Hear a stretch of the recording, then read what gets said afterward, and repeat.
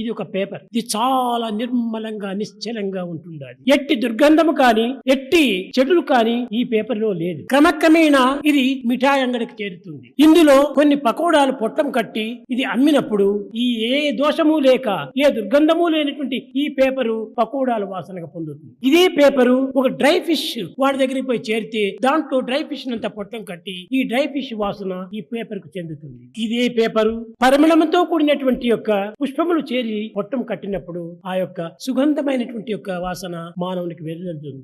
కనుక ఈ మంచి వాసనకు చెడ్డ వాసనకు ఈ పేపరా కారణం కాదు. ఈ పేపరు ఎట్టి సంబంధాన్ని పురస్కరించుకొని చేసుకున్నదో దాని సంబంధమే ఈ పేపర్ కు చెందిపోతుండాలి. దీనిని పురస్కరించుకొని tell me your company, I shall tell you what you are అన్నారు. ఎట్టి వారి సంఘముతో మనం కూడుతుంటామో, ఎట్టి పదార్థముల యొక్క స్నేహంతో మనం చేరుతుంటామో దాని యొక్క ప్రభావము మానవుని యందు ప్రవేశిస్తుంది.